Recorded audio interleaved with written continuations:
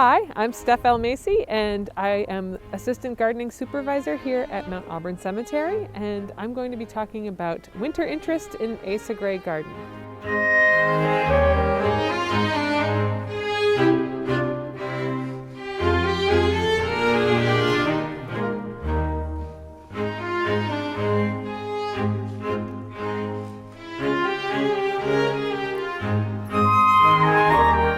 Okay, so here we are, and we have some aster that we left up over the, after the fall. We decided not to cut this down, and we do that throughout the entire garden here. It helps hold a lot of structure within the garden and gives you all this nice winter interest of these dried seed heads. It provides a little fodder for birds or insects. Some of our solitary bees can will nest into stems, not just here but on other things. And then also the leaf litter from trees around the area, and then also anything that's kind of fallen onto the soil is a great place for any beneficial insects and other organisms that are overwintering there. So this is Aster taterica. It's not a native aster, but all of our pollinators seem to like it as much. In Asa Gray Garden we have comparable species, so we have some native asters as well as this Chinese aster.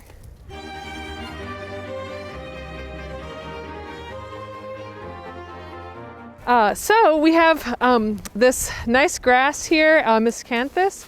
We have a lot of ornamental grasses in this garden area and throughout the cemetery, and we like to leave these standing, especially because it adds a lot of structure, nice texture and movement in the garden through the season. Some of them kind of got flattened by the snow, but for a good portion of this winter they were standing up nice and tall, and there are some kind of dotted around the garden that really are showing off still.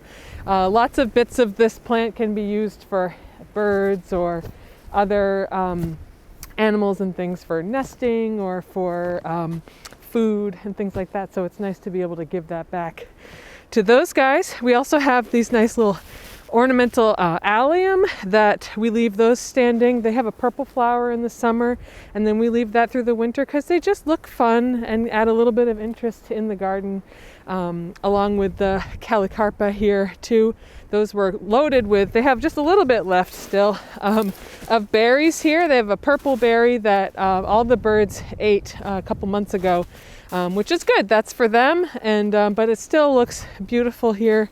Through the winter time, I think that the arching stems add a really nice element throughout the garden. You also can see a few dried hydrangea blossoms on the ends of the hydrangeas, which are also really gorgeous.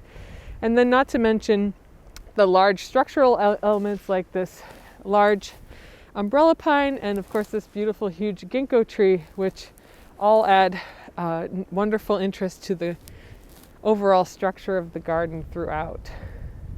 I hope you'll consider keeping your perennials standing up throughout the winter next season when you're doing your fall cleanup. You can enjoy lots of different textures and structures in your garden, and also provide wonderful food and habitat for insects, birds, and other critters that are in your yard. I'm Stephanie Almasi, Assistant Gardening Supervisor, and thank you so much for watching.